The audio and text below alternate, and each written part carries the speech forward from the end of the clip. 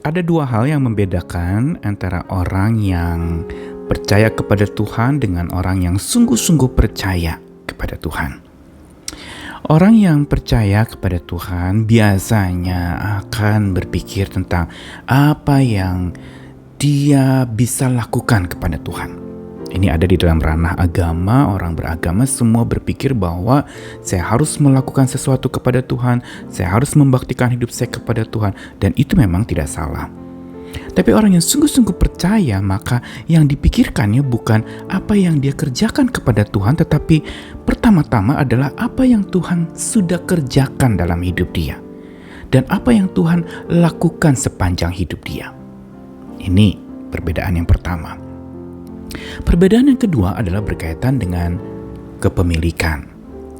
Orang yang percaya kepada Tuhan secara biasa-biasa saja akan lebih mementingkan tentang apa yang dimiliki di dalam hidup, apa yang dia punyai di dalam hidup. Sedangkan orang yang sungguh-sungguh percaya kepada Tuhan adalah orang yang memikirkan dan bahkan lebih berorientasi kepada siapa yang memiliki hidupnya. Jadi bukan apa yang dia miliki lagi, yang penting adalah siapa yang memiliki dia, yaitu Tuhan. Atau dengan kata lain, dua ciri dari hati orang yang sungguh-sungguh percaya kepada Tuhan. Pertama adalah dia selalu melihat bagaimana pekerjaan Tuhan terjadi dalam sepanjang hidupnya, apa yang Tuhan kerjakan buat dia.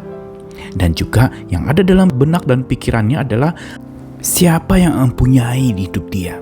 Siapa yang memiliki dia? Segala sesuatu yang ada padanya itu adalah milik Tuhan. Dan inilah yang sebenarnya menjadi tanda orang yang tinggal di dalam Tuhan. Masih di dalam seri Yohanes 15 ayat 1 dan 8 hari ini, saya Nikolas Kurniawan menyapa kita lagi dalam Sabda Tuhan yang menyapa.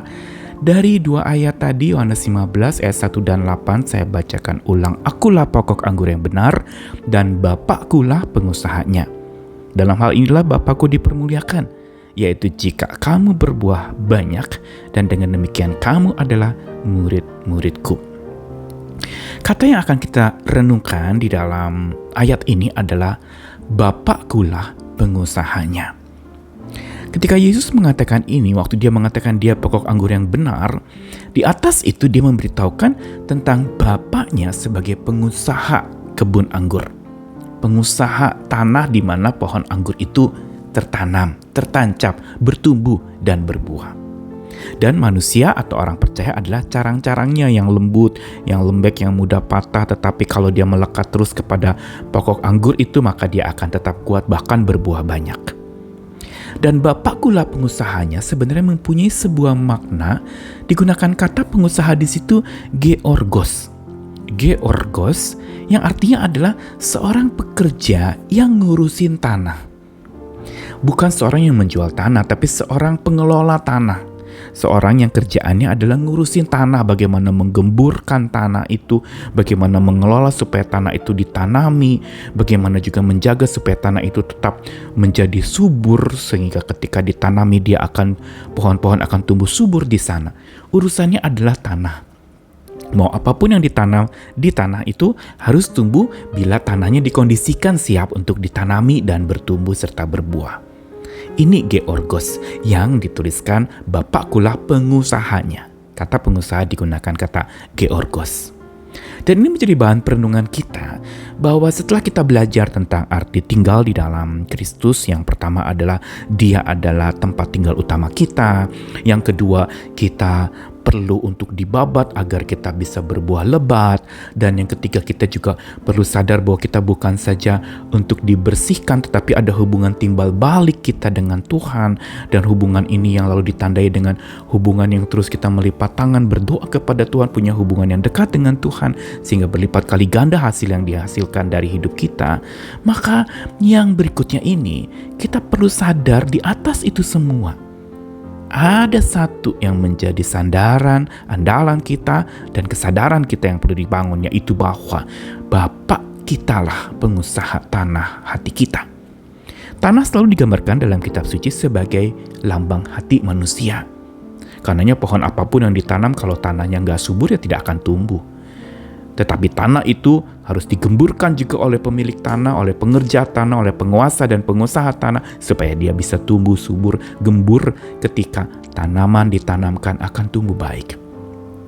Dan ini menjadi bahan perenungan buat kita, bagaimana dengan tanah hati kita. Pertanyaannya, siapa Tuhan tanah hatiku? Pertanyaan yang patut kita ajukan kepada diri kita sendiri. Kenapa? Karena hati orang percaya sesungguhnya ada di hati penguasa dan pengusahanya. Georgos, si pengusaha tanah itu atau penguasa tanah itu, dia selalu yang dia pikirkan adalah tanah, tanah, dan tanah. Bagaimana tanah ini digemburkan? Bagaimana kalau tanah ini sudah mulai mungkin ada kerusakan di sana, dia harus menggalinya, dia harus membereskannya. Mungkin kekeringan, dia harus sirami.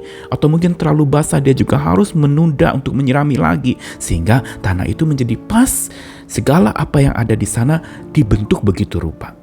Dan bukankah tanah juga menjadi tanda asal muasal manusia? Dari tanah kita asalnya. Dan inilah yang diingatkan kepada kita bahwa siapa Tuhan tanah hati kita. Hati orang percaya ada di hati penguasa dan pengusahanya. Yang berarti dialah yang menjagainya. Dialah penguasa dan pengusaha tanah hati kita yang memelihara hati kita. Dialah yang mengelola hati kita agar tetap subur gembur. Dan dialah juga melakukan itu semua sebagai gembala hati kita agar sehati kita dengan Tuhan dan hidup kita sepenuh hati hanya bagi Tuhan. Inilah sebenarnya apa yang mau disampaikan dari Yohanes 15 ayat 1-8. Untuk supaya setiap orang percaya menyadari siapa penguasa dan pengusaha hidup dan hatinya.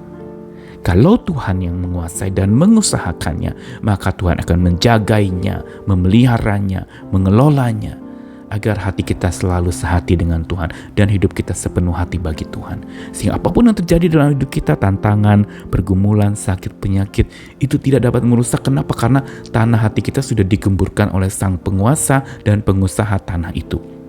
Sekarang pertanyaannya balik kepada hidup kita. Siapa Tuhan tanah hatimu? Apakah benar-benar Tuhan kita yang sudah menebus kita, yang sudah menyelamatkan kita? Apakah sungguh Dia Allah Bapa kita yang memelihara kita, yang menjagai kita, mengelola kita, dan hidup sehati dengan kita? Bahkan Dia sepenuh hati mengelola kita. Sudahkah kita juga sehati dengan Dia dan hidup sepenuh hati baginya? Mari kita belajar lagi. Terus tanya kepada diri kita, kalau kita mau jadi tuan atas diri kita sendiri, siap-siaplah tanah kita menjadi kering atau rusak atau tidak dapat ditanami. Tapi kalau Tuhan tanah hati kita adalah Tuhan kita, pencipta hidup kita, penebus kita, maka sesungguhnya kita akan menjadi tanah di mana apapun yang ditanam di sana akan tumbuh subur dengan baik dan dikelola juga dengan baik. Ketika keracunan datang melanda tanah, juga akan dibersihkan oleh Tuhan kita. Berserahlah kepadanya, biar Dia yang selalu menjadi tuan tanah hatimu senantiasa. Amin.